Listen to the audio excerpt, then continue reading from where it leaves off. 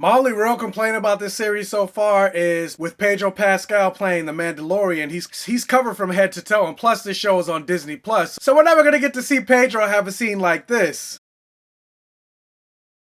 like he did in Game of Thrones. So The Mandalorian, starring Pedro Pascal as the Mandalorian, created and directed by Dave Filoni, who most people know from Star Wars The Clone Wars and Star Wars Rebels, and Jon Favreau, who also directed Iron Man 1, Iron Man 2, The Jungle Book, and The Lion King, and also people know him as Happy from the Iron Man and Spider-Man movies. And this series takes place 5 years after the return of the Jedi and the destruction of the Empire, and it sees this lone Mandalorian gunman as he's making his way through the galaxy, basically collecting bounties outside of the reach of the New Republic. And this show is pretty significant, not only in the fact that it's the first show as part of the Disney Plus launch, but also this is the first live action Star Wars property outside of the movies. So I was very excited for this week to come up because this is Star Wars week, because you got The Mandalorian that dropped today, and then also Friday is Star Wars Jedi The Fallen Order, and I was excited about both properties. And so yeah, I'm not even gonna bury the lead on this one. I hope the Star Wars game that comes out on Friday is as good as how I felt about the first episode of The Mandalorian. Like, so far, based on this first episode, I feel like I'm gonna really enjoy this series. Like, you saw a lot of news articles about the Disney Plus original programming spending a lot of money to make these shows look movie quality, and they didn't lie, because this episode looked like it could have been a clip in a Star Wars movie. And they had all the Star Wars practical effects with the aliens, and the costume design just all looked great. And I was here for it. Like, there was not a single moment where I was like, you could tell this isn't really Star Wars. This is a TV budget. No, I was like, wow, this looks great. You also have this show being scored by Ludwig Göransson. I think that's how you say his name. He's the person that scored Black Panther, and I love the Black Panther score, so I can't wait to hear more of his score of this show going forward. Because if Black Panther's any indication, I feel like he's gonna kill it with this series. But yeah, considering there's only been one episode, there's not a whole lot to talk about. And also, when you talk about the Mandalorian's character, he didn't really talk that much throughout this episode, and then it's also kind of hard to gauge him because he's covered from head to toe, so you also can't really see his facial expressions. But there is a moment towards the end where you get to see more of his personality, and I started to really enjoy and connect to his character even more. And speaking of the ending, there's something that happens at the end where I'm just like, oh, okay, I was not expecting that, and I'm definitely here for it. I want to know what's going on. I want to know more about it. Like, obviously I'm not going to say it here because this is a non-spoiler review, but I'm just like, oh wow.